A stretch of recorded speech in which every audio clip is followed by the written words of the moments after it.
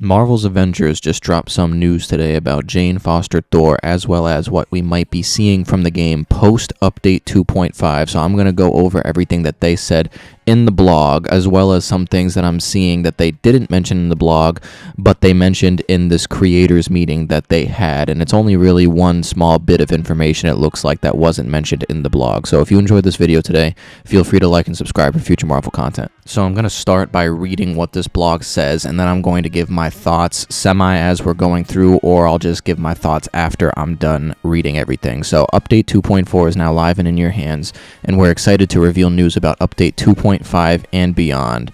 In addition to more details about Mighty Thor, we're also announcing the next step in our long-term plan to continue to expand the story and playable content of Marvel's Avengers, a new Warzone and OLT that will be coming next after update 2.5. We'd previously talked about our hope that the gap between 2.4 and 2.5 would be shorter than previous updates, and we're thrilled to say that we're on track to deliver. We expect the Goddess of Thunder to join your Avengers roster in just a few weeks in late June. So obviously that is good news. She will be coming out before Thor Love and Thunder even drops, which is a great decision on their part.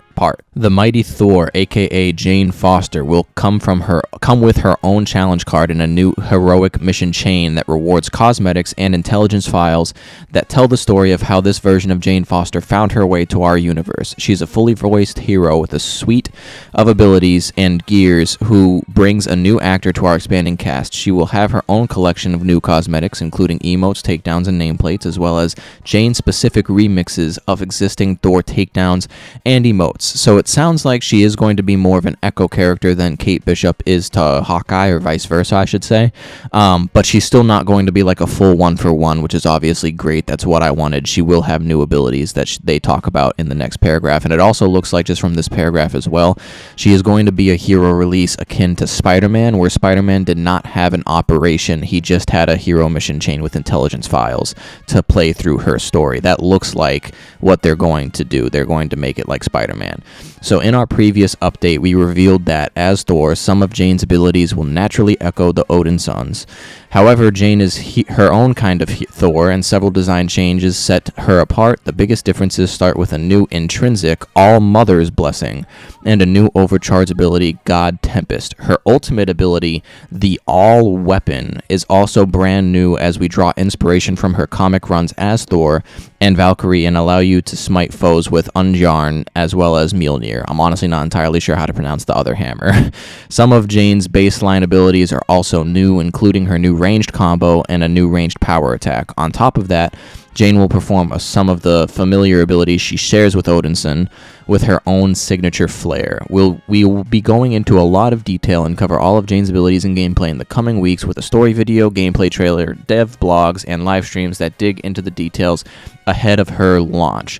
So the ultimate ability, the All-Weapon, is going to change from the Bifrost, obviously. Normally for Thor, it's the Bifrost, and I'm honestly really excited for it. Not that I hate the Bifrost by any means, but I'm really glad that she has at least one ability, and it says it's a brand new thing, as we draw inspiration from her comic runs, that she smites foes with Unjarn as well as Mjolnir. So to me, this seems like a combo changer potential type thing, like how Brooklyn Brawler is for Captain America. And I really like this because there have been like some fan concepts of like Thor getting like combos changed out with like a Stormbreaker like major artifact. And I feel like this is going to feel maybe akin to that type of idea. Obviously, it's going to be her heroic ultimate, though. Obviously, that remains to be seen, but I do think it sounds like a great change from Bifrost, even though Bifrost is still amazing in and of itself, and I can't wait to see exactly how it operates, along with what her overcharge ability is and how that differs from Thor's overcharged ability, because I'm honestly not entirely sure how that's going to be different from his, but obviously I'm excited to see that as well. So what's after update 2.5? We've said in the past that we expect update 2.5 to be the first in an ongoing series of hero and villain focused content updates, and we're excited to share a first look at what's on deck beyond update 2.5. We'll be adding to the game story with 2 new challenges as part of an ambition to advance our narrative through the hero and villain-centric content. The first is a villain-focused war zone that will reveal M.O.D.O.K's fate after the defeat of his Kree Sentinel. that will lead our heroes to AIM's cloning lab, a new Omega level threat where your high level strike team will challenge and defeat a revitalized M.O.D.O.K in a new multiplayer villain fight. So there it is. That's the M.O.D.O.K. That's where M.O.D.O.K is going to go. He's going to go to the OLT. Although it says the first is a villain-focused war zone that will reveal M.O.D.O.K's fate. So I don't know if that's going to be like a villain sector, and maybe another boss besides M.O.D.O.K will be in there. I'm not entirely sure how to read that. Cloning Labs will be new endgame content that rewards conquering heroes with high power level gear from brand new exotic gear sets. It's been a long time since the Cloning Labs was first announced. Since its original conception, our design philosophy for the game has evolved to be more villain-forward, and we decided that the design for the mission no longer met our standards. We think the changes we're making, especially the new boss fight, will make for a much more satisfying and meaningful Omega-level threat experience. We're hoping you're enjoying the revamped event rewards from Update 2.4, and you're just as excited as we are to see Mighty Thor join the Avengers later this month.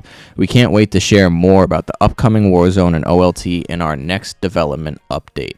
So yeah, honestly, all of this is really, really good. So right here, one of the things that I wanted to mention that I don't think they mentioned right here, let me reread this. So it says, Cloning Labs will be new endgame content that rewards conquering heroes with high power level gear from brand new exotic gear sets. So it doesn't specifically say here that it's going to be an increase in power level. Not like, obviously, you have to... Well, I'll just say this, right? So from other content creators, it looks like that the OLT, the Cloning Lab OLT, is going to be a base of 175. So, like, you have to be 175 to begin with to even attempt it. So along with that, it seemed like there would be at least, even if it's just an ever so slight power level increase from 175, so you have something to work towards even more once you get to the Cloning Lab level. And along with that, they also mentioned that there would be different ways to get to 175, easier ways besides the raid and the OLT, and obviously now the revamped events that they have going on that you can do in the background every 2 weeks. There's going to be even more ways to get to 175 to make it easier to get to the base for the new higher level content, because they want everybody to be able to get to that level so they can even play the content to begin with and obviously enjoy it. But that about wraps up, it looks like, everything that they're seeing so far. So Jane Foster's Mighty Thor Update 2.5 is going to come in late June. So it is confirmed that it is coming before July, before Thor Love and Thunder's release. And if I had to guess, it looks like that the last day of the month, June 30th, is on a Thursday. So if they were going to drop the update on a weekly reset, I wouldn't be surprised if they dropped it on that Thursday or potentially that previous Tuesday, because it seems like they drop updates on either Tuesdays or Thursdays. I feel like there's been a rhythm with previous updates.